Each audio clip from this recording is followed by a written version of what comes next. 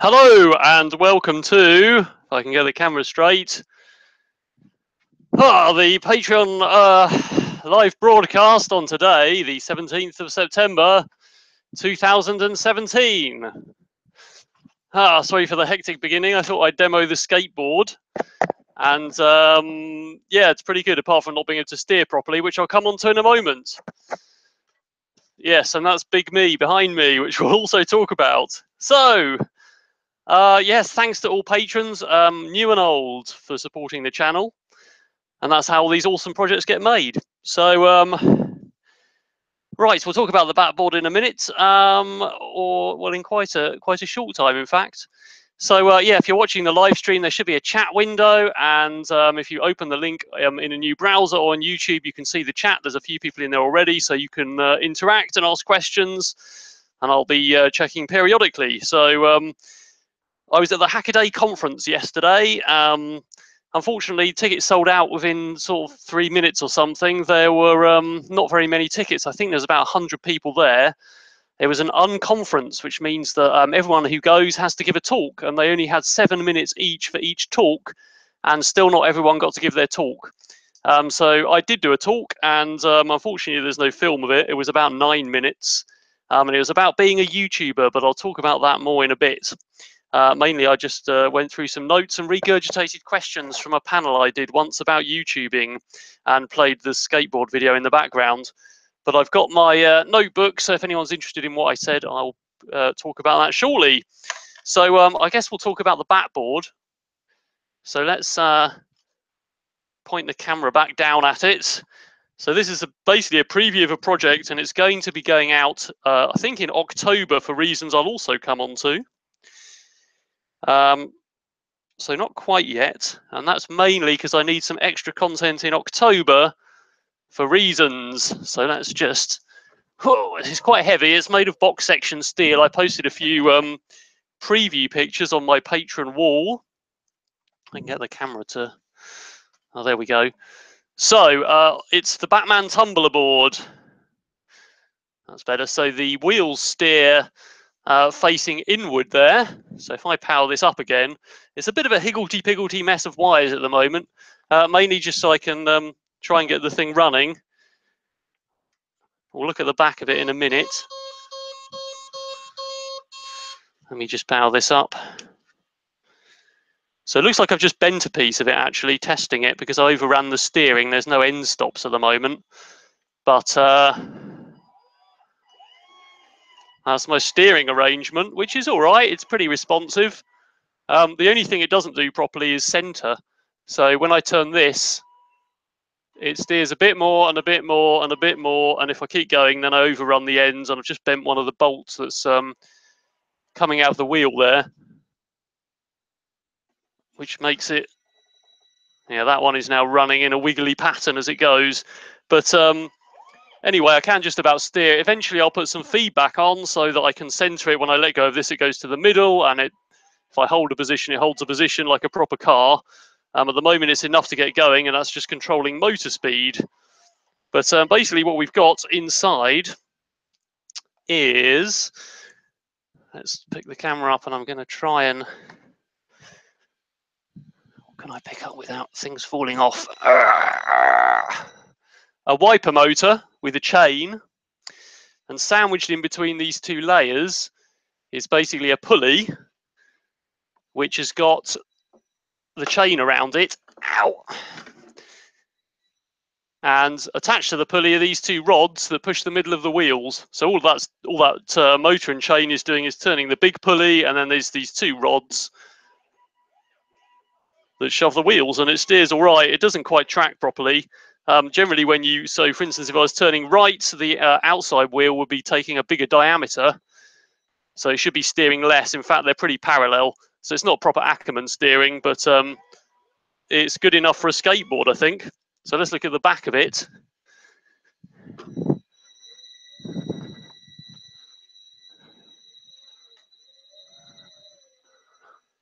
So we have two brushless motors. Now these are significantly bigger than the one on the Lego skateboard. So the one on the Lego skateboard is this one, and this is in a jig, and I'll talk about that in a minute as well. So if we can get really close, that's the kind of size comparison. So I think these motors are half the speed, basically. That's 280 kV, this is 149. So I think it gives me twice the torque, plus it's at least twice as physically big in volume. So I think I get twice as the torque again. And there's two of them, so I think I get 8 times the torque. And obviously the Lego board didn't start very well, and this one will throw me off if I just hit the trigger. So it's quite hard to actually balance on from a standing start. I probably need to do something about ramping up, but otherwise it's gone, basically. And it's quite powerful. I'm still using the same electronic speed controllers.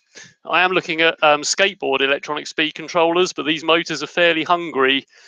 These are, again, 120 amp speed controllers. I've got a skateboard one we'll look at in a minute, but it's only 50 amps. I think the motor actually peaks at 70 on 10 cells, and I'm running them on 6, so it might be all right. But these seem to work okay, and I know they're probably bulletproof. The steering is attached to the radio control receiver, and then there's an Arduino that reads the RC signal, and that just controls motor speed at the moment. Eventually, as I say, I'll put a feedback pot somewhere, and we can get proper proportional steering. So that is the plan. Just try and put it back over there. So obviously it's fully radio controlled, and you also drive the same way when you're standing on it. So I'm just going to disconnect the batteries before in the correct order, otherwise the steering locks. And that's probably it there, and turn that off last. My motor. Right, good. So there's a lot more to it though than a skateboard. So obviously having motorized steering is quite a handy feature for doing other stuff. So there's quite a lot of interest in auto-driving vehicles at the moment. So I've got several plans for things that I'd like to do with it. So obviously it's a Batboard, and that's really to drive traffic on YouTube. But if Batman had an actual Batboard, of course it'd be radio controlled and drive around by itself. Also, I don't really like having to steer by turning the knob and the trigger, because that means I need 2 hands, which means I can't film with a selfie stick very easily unless I do this. So the plan is to make it laser guided. So I have a laser pointer. I wonder if this one works. No. With a diffuser, so I get a big green spot on the ground, and we'll maybe use a Pixie Cam or some other sensor to sense the dot. Then I'll have a trigger, and I'll have the laser, and then I can steer with one hand, so the wheels should follow the dot. So we'll try that. I'd also like to put a scanning laser rangefinder on. You can get some quite cheap ones now at about £150 that send out a laser trace, and it can work out sort of how far objects are, I think like 16-meter range or something, and give you a scan. It obviously just gives you numbers in an array, but we can try and make it follow the longest distance and keep its distance to a course or something like that, and various other things. Obviously, I want to put cosmetics on the thing, so it's got all the slanty panels and the afterburner on the back, and there's various other accessories I want to put in. Yes, I've got these bat lights So it's all going to be very Batman. Oh, they haven't got batteries in. Anyway, I bought these on. Oh, there's not even an example picture. Have I got some batteries, Andy? They're pretty cool. They're basically car accessories that you're supposed to put in your doors. And when you open the door, it shines a Batman on the ground if you're into that sort of thing. But I've got a couple of them, and I'm probably going to put them each side or one in front and one behind. So as it goes along, it projects bats on the ground. Oh, there we go.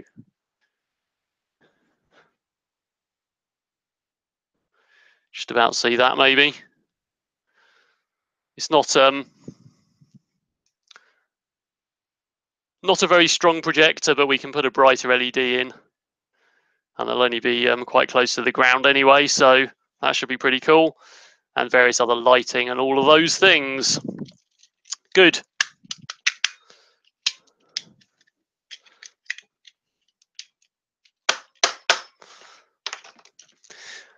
Right, yeah, so there's no world record for the skateboard with the most gadgets in, and that's something I think I'd like to try. You can make up your own world records and enter them. There is a world record for the cosplay suit with the most gadgets, which is a Batman cosplay, and it's got 24 gadgets in it, including an FM radio and some other things. So I think that I can do a similar record for the skateboard with the most gadgets, so that might happen. It can obviously have like a Bluetooth speaker and a speech synthesizer to tell what mode it's in, a drone launcher, FPV vision, all of those things, so you can look on a phone and see where it's driving, and other pointless things. But there we go. Right, so let's have a look at the chat. Good morning and hello, everybody. Higgledy-piggledy, yeah, very UK expression, that one. It is basically standing on a radio-controlled car, but obviously that's what Batman would have, so there you go. Cool. Yes. Right. That's the Batboard. So let's just quickly talk about the Hackaday conference. So I basically knew there wasn't enough time for everyone to speak, so I didn't really write a talk as such. And when I was at Maker Faire Hanover, in fact, somebody recognised me and wrote me in to do a YouTube panel with makers. Most of them were German. Laura Kampf was the one I'd heard of, but there were several others and some with hardly any subscribers. They all seemed to like do woodwork and make hunting knives and things like that. I think I was the only one that did 3D printing. So I did this panel in Hanover, but there's some really good questions. So for my Hackaday talk, I basically got the really good answers and wrote them down in my YouTube book and basically read them out sort of in a kind of conversational way. And then instead of slides, I just had a video of the skateboard part 3 going along and talked a bit about that. And it's pretty much stuff that I've talked about in the live broadcast before, I think. So it's basically about how Patreon works, brand integrations, and I've got some to tell you about, some really good things that I'm going to be doing in the next few months that are funded projects, but to make really good content. So obviously I haven't really put too many ads in my channel to promote Audible ebooks or audio books or whatever they are, or any other things that you see all the time. I generally hold out for anything that's pretty good, and some good things have come along. So I talked a bit about that without giving anything away that I'm not supposed to give away. A bit about Blades Toys and the thing I'm doing for them with Hot Wheels, and basically how 3D printing helps me to make the content every week, and the concepts of sort of background content and foreground content. So foreground content is the every week, at the moment it's the exosuit and the real Spider-Man, the real robot, and then background content is like the Lego skateboard, the Batboard, the 3D printed giant human, and all the things I do in the background, and then they're sort of more viral videos basically. But obviously you can't make a viral video every week unless you've got a big team of people. So there we go. And basically how one of the really good questions from Hanover was, how's YouTubing changed you? Obviously I have to make a video every week, so I'm pretty much a making machine, which is what the Hackaday tweet was about, if you saw that one.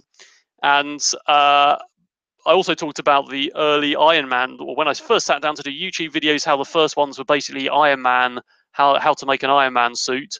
And that project ended up taking 4 years.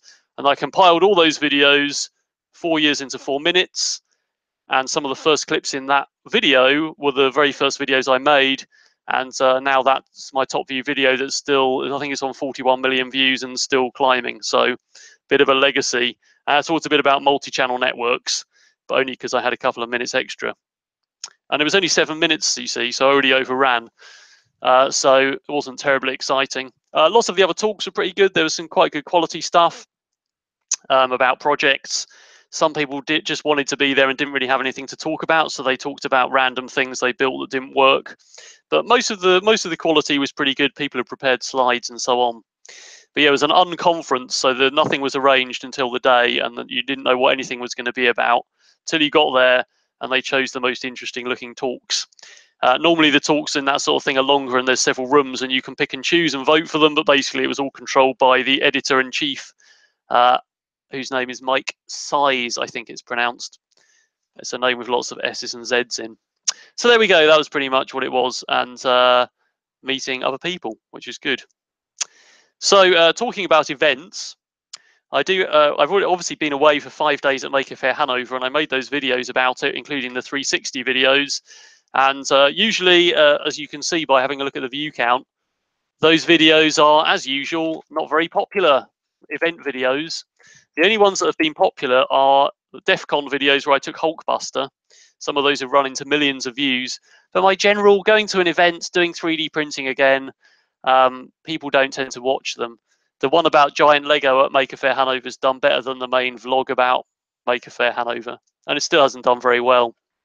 But unfortunately, I do have, well, firstly, I have a plan, but unfortunately, I do, in fact, have 2 more events coming up, which I normally do each year, and they're both at a very similar time this year, which is next weekend is DEF CON 6, which is a charity event in Southampton. It's a Comic Con, but it's in aid of Click Sargent, which is a children's cancer support charity, so I normally try and get down there and do something.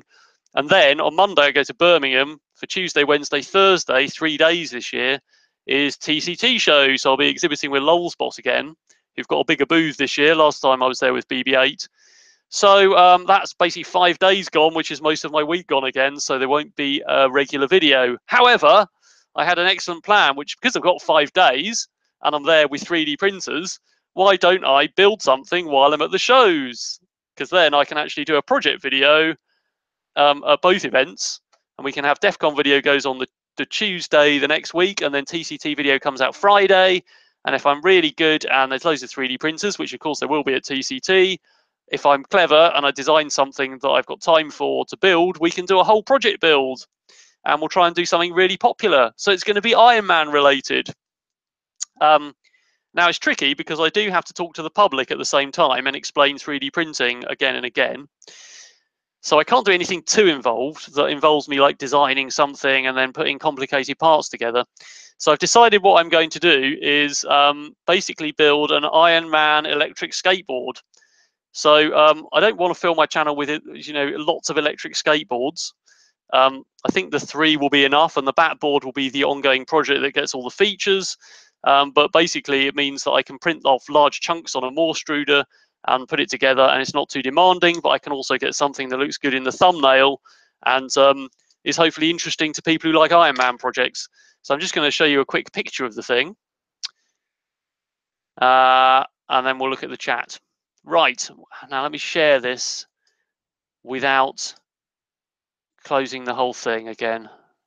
I think it's this one. Right, here it is. So this is my design for the Iron Man electric skateboard. I can't make it bigger. Oh, there we are. So it's obviously red, gold, and silver. It's got 5 wheels, one of which at the back is powered, and it's a single wheel, and 4 wheels at the front. And we'll have a look at some of the bits in a minute. It's all 3D printed on the Morstruder, and then it's threaded onto 2020 extrusion. So that's the aluminium sections I built Robot X out of. And somewhere there's a motor which fits on the back that's not pictured, which is that other little motor the same size as the Lego skateboard motor, but with a different electronic speed controller. So in order to get this done in time, I've actually printed some of the bits that I'm going to show you now. But hopefully that'll be a popular project, but we'll have to see. At least it will look good in the thumbnails and hopefully drive some more traffic. There's probably going to be a part 3 Still online, good. Which is where I put an arc reactor on and stuff. So Lulzbot don't want to use Marvel's intellectual property on their trade show stand. So I've got to call it the superhero skateboard. Then we'll have a part 3 where I put bits of Iron Man suit on and race around and put an arc reactor on the lighting, and it's all fun. Right, let's quickly look at the chat because there's been some comments. Yes. It's not too boring in the booth, and the thing is I have to talk to people a lot, so that's why I have to do something. So yeah, it should be cool. I mean, that's the thing with 3D printing. Why not make something completely unique no one else has got that looks good? Shoot stuff out of the front. There's not much space to put stuff in, but they're actually kind of capped off on the front. So I will be taking the giant Lego electric skateboard as well, but that's all that's going this year. So I'll have that. I'll have a video of the skateboard running, and then I'll be building this other skateboard. So it's a bit skateboardy. But let's have a look at the parts I've made. I've just found an end cap from something that I think's fallen off the backboard, but I'm not sure where it's come from. Anyway, let's just put that to one side. It's interesting. I don't remember that being on there. Right, here we are. Let's just. So here is my. There's 4 wheels on the front assembly, which is basically a normal, it's actually a reverse kingpin 50-degree angle steering longboard truck, normal thing. But then I bought these things, which you can find on eBay from China, that basically allow you to put 2 wheels on. And these are some quite, get that in shot, some quite squashy wheels that should be much, they're 20 mil bigger in diameter than normal skateboard wheels, are like 74 mil or something. So they should go over bumps better than the Lego board with its tiny wheels. And there's 4 of them. And then this is I've basically printed the front and the back. So this is the front piece, which of course bolts on there with recessed heads. And the 2020 goes in those grooves, and it should fit perfectly. And the thing all screws up with T-nuts and big washers. This is the back of it. So if that's the front, that's the back. And then my back wheel I've printed purely because the Ninja Flex tire was such a big print. So again, the wheel is in 2 halves. One has got a T5 pulley on, and we've got the bearing sat in there. So again, that'll be fixed on a piece of steel tube through there, mounted on the bottom. Ninja Flex tire, and then basically it comes out to about 1 meter long, I think, or something like that. Behind that, this is the motor that's mounted. Behind this piece, not pictured on the thing, there's another piece that slots on with the motor running on the belt. I think it goes that way. And there's space on there for the battery and the ESC. And the ESC I've got in this box, which we're going to look at now.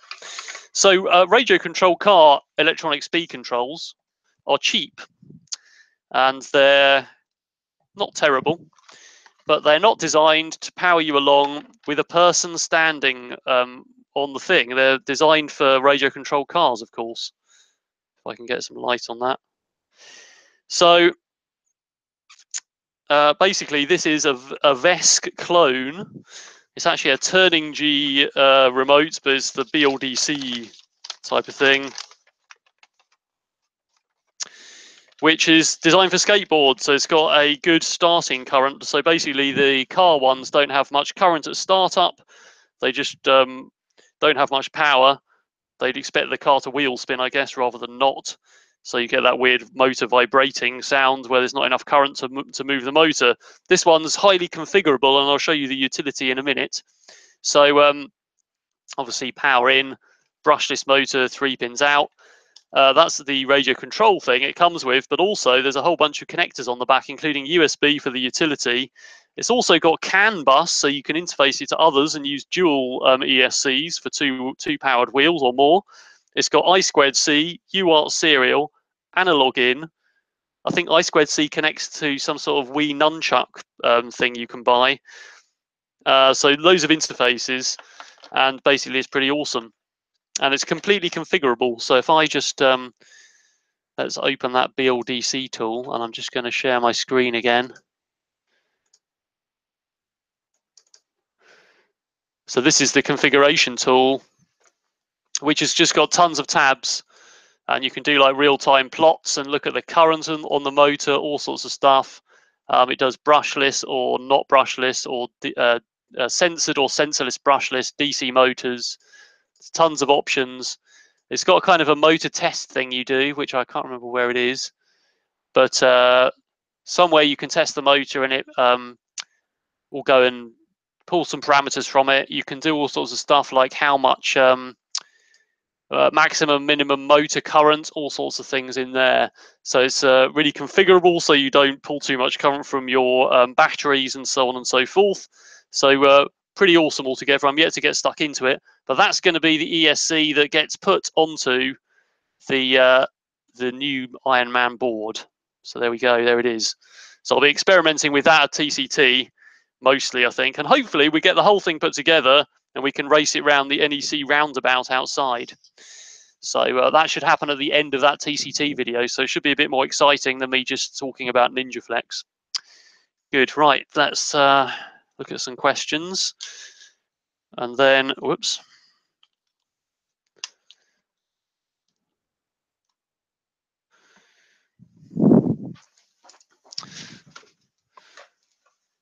Right.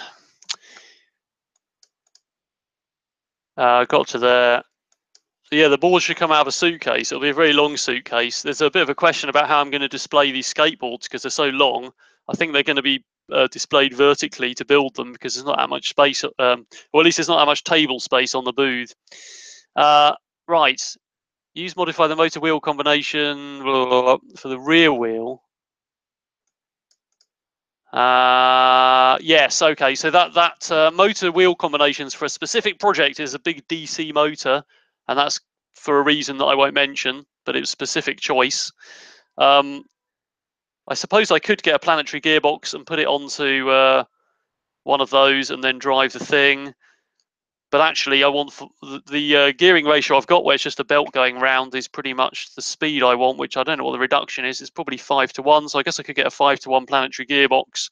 There's quite a lot of torque around the middle, though. I never really like putting the output of a gearbox straight on the wheel. Basically, I'd rather have it geared down or something like that, so that it takes, or at least takes the torque off that shaft, and the wheel's mounted on its own hub. There's ways around that, but yeah, I guess I could, but I don't know if it would fit. Yeah, there's probably is a way of doing it. I hadn't really thought of it, to be honest. And I'm also not sure if that motor's still going to be okay, so I quite like the option to change it if it's not and just slot a new drive unit on the back, of course. Right, yeah, so the ESC, the model number is, in fact, if you go on HobbyKing, hobbyking.com, and search for skateboard, and it's the only skateboard ESC, but it's basically, I don't even know if it's got a model number. Let's see. It's open source, that's the other thing I forgot. And the original design was by Benjamin Vedder, but it's a clone of the Vesk. And I don't know. Oh, here we are. Nope, still doesn't say. 50 amps continuous, 240 amps peak. The SOA ESC. That's all it says. But yeah, HobbyKing have got them. It's the only skateboard ESC. You get a bunch of skateboard accessories if you go on there and search for skateboard, and that's the only ESC. But if you're in the US, you might be able to buy an actual Vesk. There's various other places selling the original one rather than this, which is a clone because it's open source, which is fine because it's open source. Right. 2 pieces of 2020 aluminium. Will they support my weight? They will if I put my feet right at the end, the same as the Lego board, which had a single steel tube all the way. I wouldn't want to jump in the middle, but if I'm riding in the normal position, then it should hopefully be fine. Right. Oh, is the broadcast gone? Or are we all right? Oh, it's 50 amps? Is that what that says? Oh, maybe it does say 50 amps. It's a very curvy 5, though. Or maybe it is a 5. Yeah, it could be 50 amps. Yeah. Anyway, right. Okay, yeah, I'm a lightweight rider. Yeah, I think if anyone else, although Matt Denson managed to ride my Lego skateboard without too many issues, and he's heavier than I am. Not excessively, though, I should say. Right, good. So that's basically what's going to happen. So in a minute, I'm going to show you my schedule all the way through to January because there's loads of stuff in my channel that's amazing. I've got to say, first of all, the next Spider-Man episode is going to be actually sponsored by Sony Pictures, and that's to sponsor the home movie release of Spider-Man Homecoming, so Blu-ray and digital. So to me, it's a normal build episode, but they're going to pay me to say, don't forget to buy the DVD. And obviously that's not billed to patrons. And that is going to be an episode with a drone in it. And I've got like movie footage that's going to get spliced in, and it's all going to be very branded. But effectively, I'm still building something that I would normally build for Spider-Man, who's hiding behind there, with servos and Arduinos and 3D printing. And it's actually quite an involved build. So hopefully it doesn't stop the enjoyment. As I say, I don't like taking promos for silly things. I like to keep them relevant, and that was a really relevant one, so I thought I should do it. Let's look at the largest 3D printed sculpture of a human in the world. Now, somebody who was a patron and isn't a patron anymore basically cancelled their patronage, and the reason they left in the feedback was that they thought that I shouldn't say it's the biggest in the world because it isn't, and that was the reason. Even though I should add this project is sponsored by Lulzbot and 3D Filaprint, and therefore it is not paid for by patrons. So basically I've got 2 dedicated printers that are printing this thing, and all the filament is paid for. So there's, it doesn't really affect anything. It doesn't affect my other projects, apart from my time to slice the model up and print it. This is my foot. The other one's printing right now. So this is allegedly, now I should say this wasn't my shoe. What happened was my feet weren't scanned very well. So the guy who did the artistry on this, which is a guy called Ken down at Portsmouth Uni, who did it for his final year project portfolio, actually just put generic shoes on. But I think it's maybe a bit over. Maybe it is if I had big shoes on with pointy toes. It would be all right.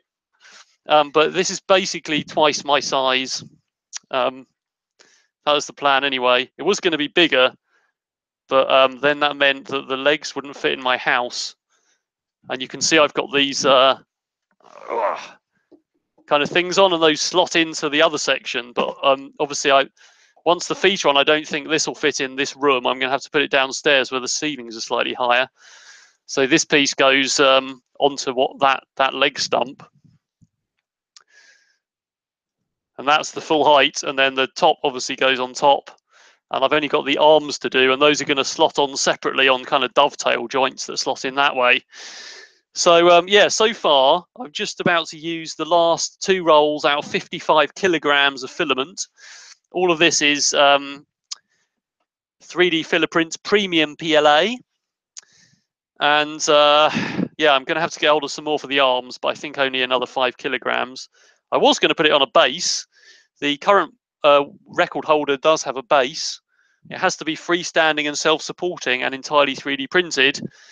I think it might just stand up on its own feet because they're huge. I'm just a bit worried about it falling backwards, although the head is a bit front heavy and the arms are facing forward, so it might be okay. I probably will tie the ankles together or put something between them, which of course will be 3D printed just to stop the legs splaying out and breaking, because I'm standing kind of with my legs quite apart.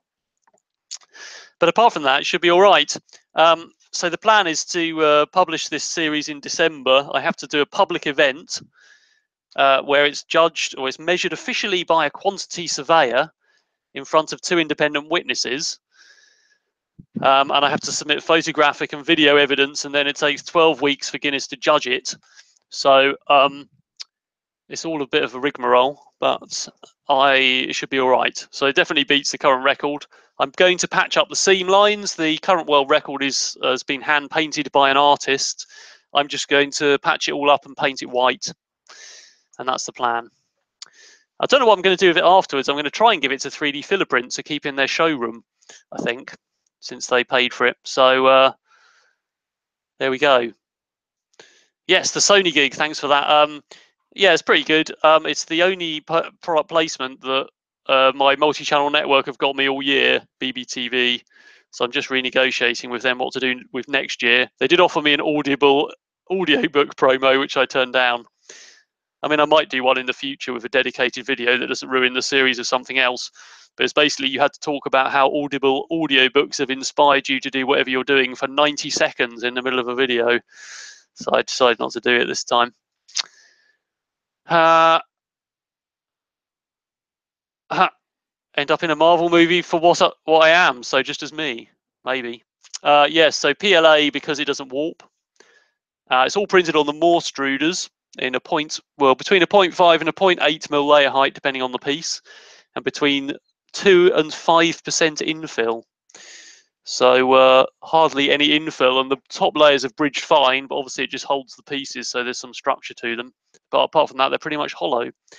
And I can glue. It's all glued together with super glue, which is within the rules. You can use adhesive to stick it together.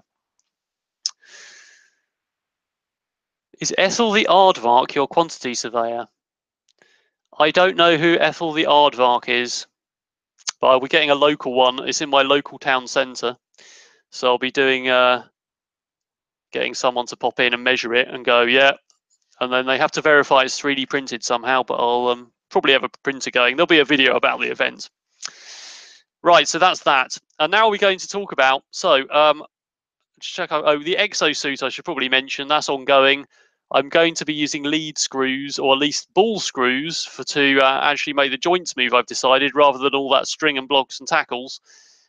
So I've ordered some ball screws with proper mounts and bearings, like CNC ones, and I'm going to have 3D printed gearboxes that drive them. They haven't arrived for the next video, which is due out Tuesday week. They're not going to be here in time, because they're the cheap ones that say they're from the UK, but they're actually from China when you buy them on eBay. So the next episode is likely to be about making pressure sensors out of Hall effect sensors and discussion about inverse kinematics. So I've just started that video, but there's not much to show for it at the moment. But that is, obviously I really like to take my time and make sure this version's correct. And sometimes making those videos to think through the process helps me think of something I wouldn't have done otherwise. So it's one of those videos. There you go. Yes, so we could, yeah, keep it out of the wind. I think that it's going to stand next to a wall in the event, so that its feet face forward and it can't fall forwards and it can't fall backwards. I don't know what we're going to do about risk assessments, but yeah, we could blow it up. I was thinking about that. If Filiprint don't want it, we could just blow it up. Although bonfire night's soon, so we could burn it. Don't know if they want the burning plastic, or launch it. Yeah, it's heavy though. It's 50 kilograms. I don't know what we'd launch it with. So yeah, I'll have to ask Colin about that. So I also, the other thing to mention, of course, is the hoverbike simulator's not here anymore. It's downstairs, ready to go to Portsmouth University. Have a look back through my wall to see that. Not too much exciting content yet until the students get their hands on it. And now I'm going to tell you about something very exciting, but not very much about that because I can't. So there's another big promo going on in my channel that's going to affect my availability and my schedule in pretty much from October through December, although there's only 4 videos. But I have to build something, and that was the special wheel I posted on my wall, which is like a motor inside the wheel with the tyre around the outside, which is a bit of a tester. It looks very much like that's going ahead. I can't tell you what it is. It's a big movie promo. It's a collaboration with another YouTuber. And that's pretty much all I can say, but it is building something from science fiction in real life. The other YouTuber is building something as well, but that person cannot build stuff with coding and everything in, so I'm doing something rather more technical. And then there's a grand finale video where both things come together, and it's a big promo, and that's really good. I can't tell you what it is though, but I can tell you when it is. So we're going to, I'm going to find my schedule. Now I've got quite a few things going on, including the Blades Toys drone racer build, which is also going on and has to come out in November and so on. So I've had to actually do a schedule. Normally I don't plan ahead more than a few weeks, but I've had to actually write down all of the days from October to January and plan what's coming out when. So if I actually can share my screen, I'm going to show you a big calendar looking thing. So this is Trello.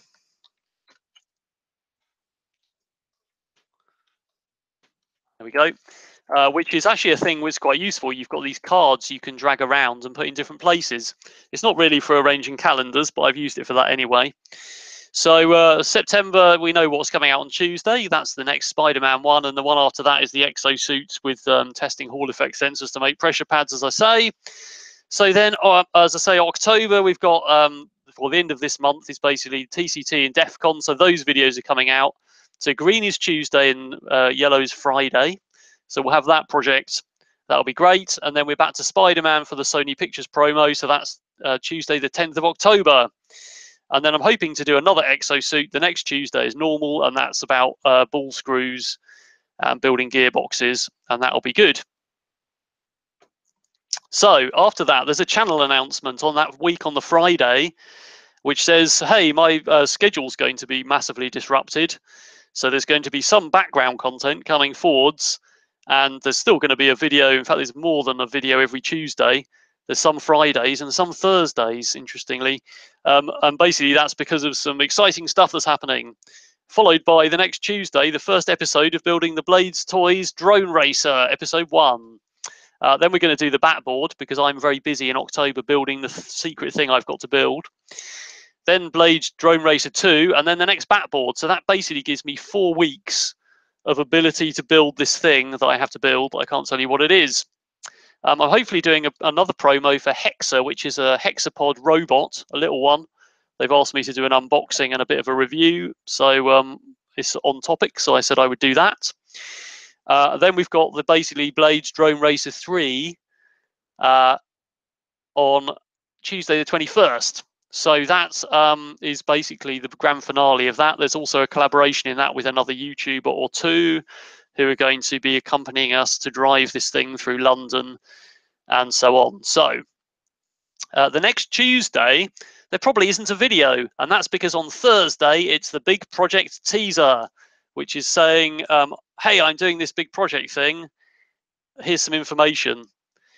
And now, curiously, the brand would like to publish, first of all, the grand finale, which is coming out on the next Thursday, because they want it on a Thursday, and it's on a Thursday for a reason.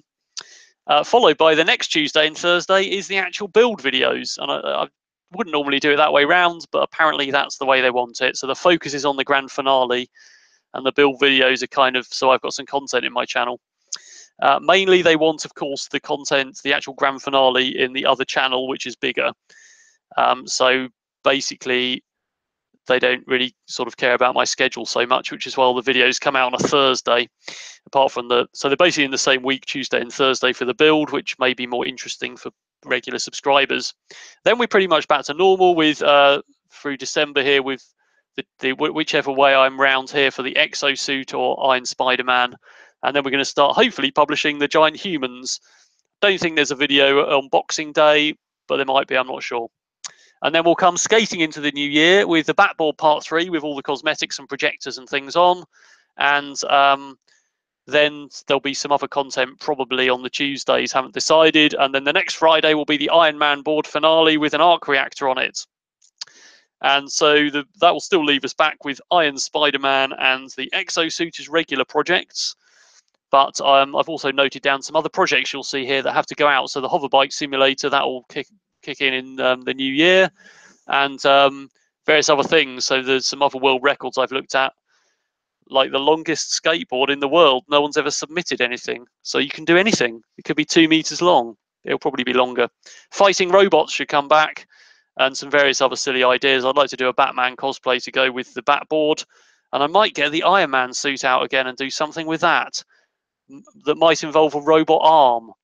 So we'll see how it goes, but I really need to get Spider-Man walking and get the exosuit done as my regular content. They may swap around background and foreground depending on how complicated it gets, and they may come back with more stuff done, and it might get mixed up a bit.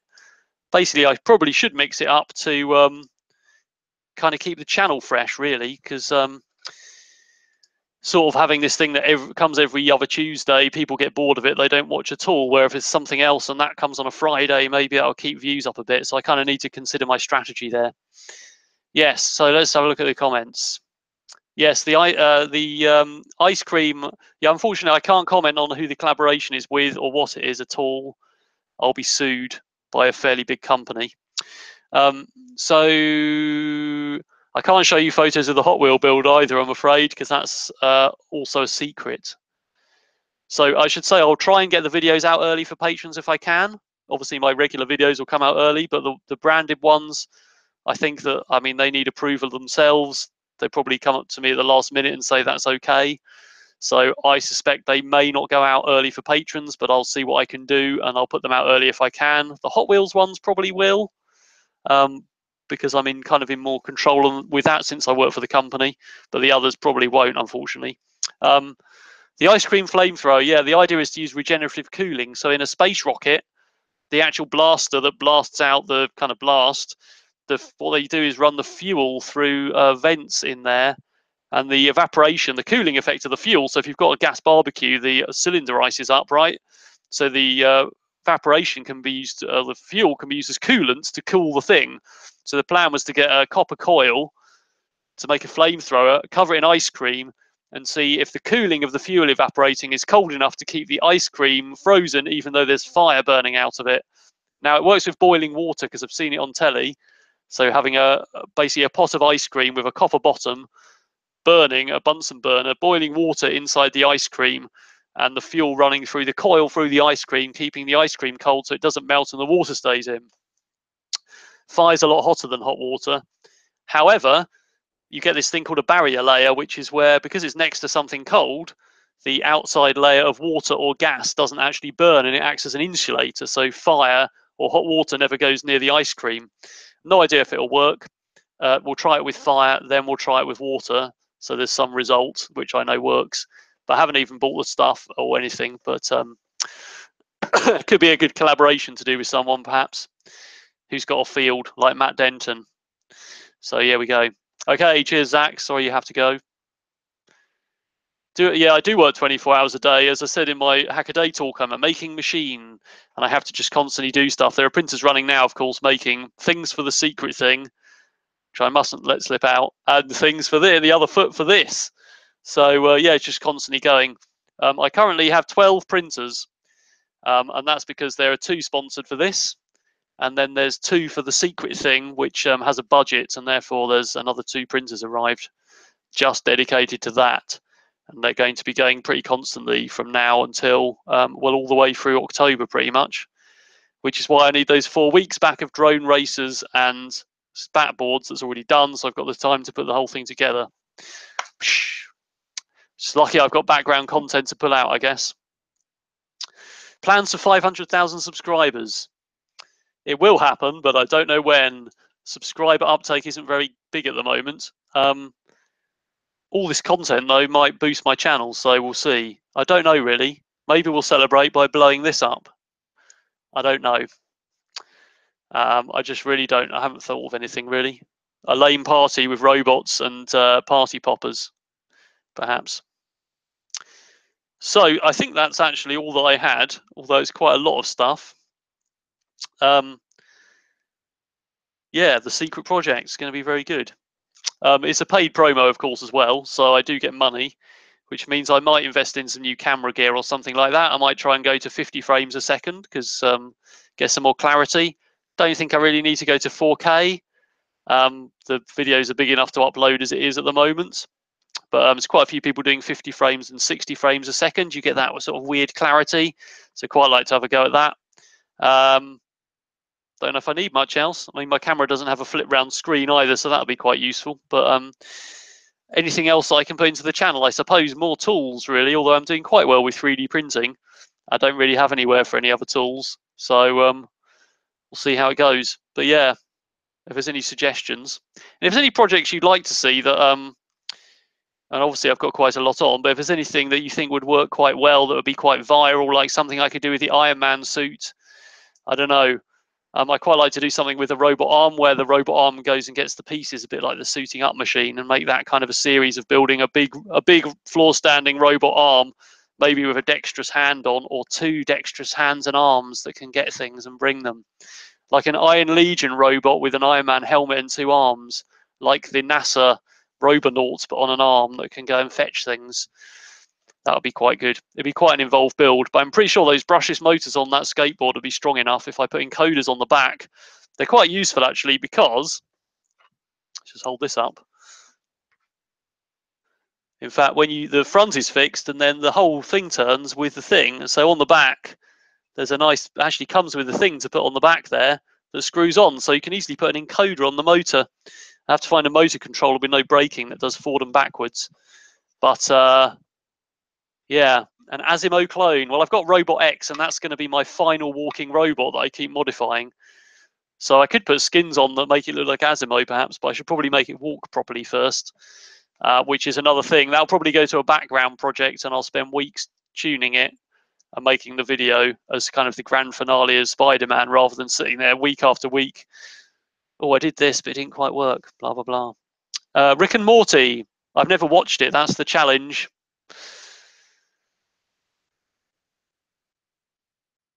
Yeah, YouTube's quite hard to get ahead on. I normally Facebook is, but it depends how much it gets shared, I guess, on either platform. But yeah, I've never watched Rick and Morty. There's something around Pickle Rick, isn't there, or something that I keep seeing. So I suppose Ez Robot. Yes, Ez Robot. I don't know if I want to. Maybe it'd have to be a paid promo if I'm promoting their brand, I guess.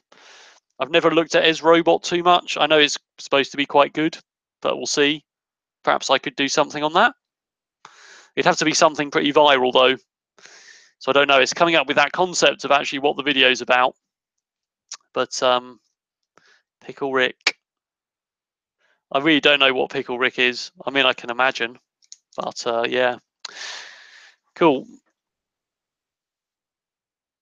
Right, ESCs for forward and reverse. Yes, so the ones, those, so the ones I've got on the backboard, which are the Hobby King, X-Car Beast, they do forward, and then when you go backwards, they brake, and then you have to go push backwards again, then they go in reverse.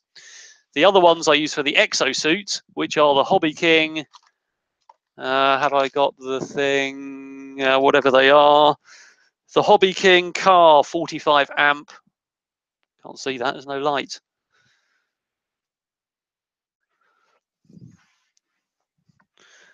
Those ones.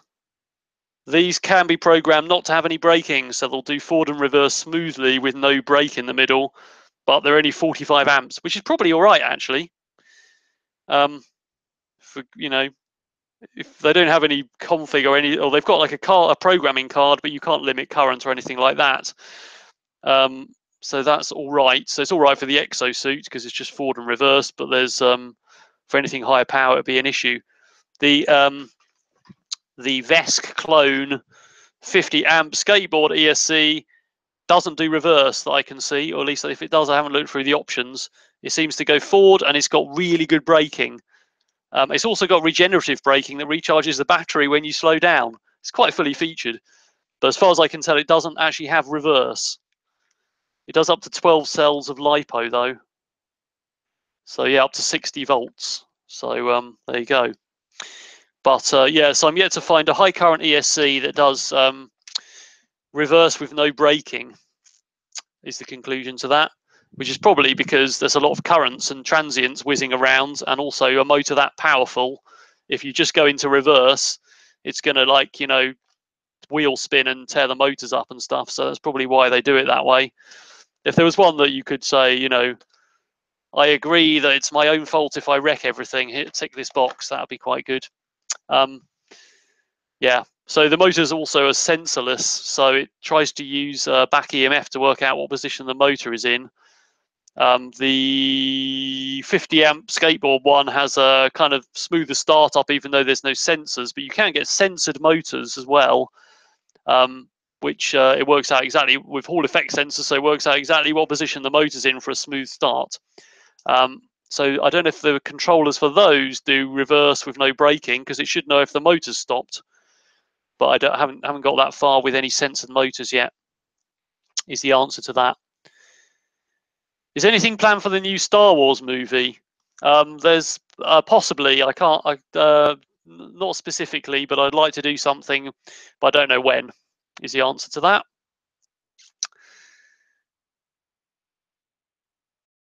A 24-hour Rick and Morty streams? Yeah, the lightsaber project. I still haven't done that. I've been thinking about it. I've kind of decided to do it maybe in a different way with a brushless electric ducted fan that blows air and blows the thing up. I don't know how it would get back down. Otherwise, it's like the whole backpack with the thing up your sleeve and the rod, which I haven't built and I probably should at some point. But we'll see how I've got too much content, I guess, really. But we'll see how it goes next year with time and things. Maybe it's another background project. We'll see what's popular. Good. All right. So we're coming up to the hour. I might just sit here for a bit more if there's any more. If anyone wants to see a close-up of anything, like a giant 3D printed foot, let me know. Yep. So there we go. I think probably. Yes, encoders on brushless motors. So ODrive is this. I think that I've seen a thing where someone is developing a thing to use cheap brushless motors and use them for precision control, which is probably what you're talking about. But I'm not sure if that controller is available to buy yet. If it is, it's what I want, to use those massive motors in a big robot arm, geared down, obviously, or whatever, with belts and things. So that would be an ideal thing because they're so powerful. Yeah. So I guess I'd have a sort of robot arm with a big, like maybe 4 foot kind of standing first axis off the ground, and the whole thing on a massive turntable, and then another thing, and then another wrist, and then stick the robot on that with its own arms. So that'll be easy to work out the kinematic model then. So positioning the front plate wherever you wanted, and then working out with trigonometry what these two angles are, and then where it needs to rotate in space to get its Cartesian coordinates the other way, which is a pretty easy thing to do because it's all triangles. So there you go. Cosmo, what's Cosmo? A cute little AI. Oh, Cosmo, is Cosmo the little robot? I don't know if AI, programming an AI is really my thing, that's the thing. Yes, Cosmo the little robot, £200 in Argos. Looks good. Yeah, I don't know if I should do any more AI projects, because they're not really AI. But yeah, Pickle Rick, a Pickle Rick AI. I could do it. I could do another giant 3D printed thing. Maybe I could do a giant Pickle Rick, but I don't know if it would get a record for anything because this one has to be recognizable as a human. The biggest Pickle Rick in the world. Could be. I don't know if anyone would sponsor that though. That's a challenge. It's going to start getting expensive. I suppose if patrons want to pay for a giant Pickle Rick, vote now. There you go. I could do some other character or something else big. There's the other records for 3D printing are the biggest structure or something, but it's like made of bricks all stacked up, and it's 10 by 10 by 6 meters. So I don't think I'll do that. And there's one with the biggest volume of 3D printing material, and it's only like a 1.5 meter cube, but it's solid and made of 3D printing material, which isn't very exciting. I think it is a functional part for a ship or something, but I could just print out solid cubes and stick them all together. It'd weigh 1.5 tons or something, but a bit of a waste of filament, really. I'd rather do the longest skateboard in the world or something like that that's a bit cleverer. All right, so I think that probably we've got to the end. So thanks for watching. If you've got any questions, you can message me directly or you can post on my wall. If you'd like access to the private subreddit, which is a bit of a forum where you can post more in-depth stuff, it's like priority for patrons, let me know your reddit.com username and I'll add you in. And yeah, so still trying to post something every day when I can for patrons only. As I get into these kind of this big branded video, it's all very hush hush, so it's going to be unfortunate that I can't post too much early for patrons. There might be some sneak peeks. I've been told I'm allowed to hint at it, but I'm not allowed to say what it is. So there might be some hints. In fact, I haven't signed a contract on it yet, I should say. That's hopefully happening early next week, but it looks very much like it's going ahead. So anyway, hopefully it all comes off. Otherwise, the thing will be just a normal project in my channel, but I will tell patrons what happens, but hopefully it all looks fine. Good. Okay. The longest powered skateboard. So there doesn't seem to be a record for that, but I could do the longest skateboard and then make it powered as well. So there's, yeah, the land speed record for a skateboard is 60 miles an hour. The record for being towed on a skateboard is like 90 miles an hour, but there's no record for the fastest powered skateboard, which is separate from the electric one. So you could put a petrol engine on a skateboard, but you'd still probably have to beat the electric one, I guess. So I don't fancy doing that. But the longest skateboard with an electric motor would be good. And I think it'd have to be electric so you could get going, because if it was like 4 meters long, it'd be really hard to push. So the most people on a powered skateboard, then it has to be really strong. But yeah, I think I probably have, if I were doing a really long one anyway, it would be a massive tube, and then it would be these front and back, so it had 8 wheels. Then it could have like some sort of outboard that powers it along, or I could just have a single massive back wheel, I suppose. But yeah, it'd be not something you want to tip over on a lot. It'll be a bit of an ankle breaker. Right, okay, I'll hang around on the chat for a bit, but I'm going to end the broadcast. And thank you very much.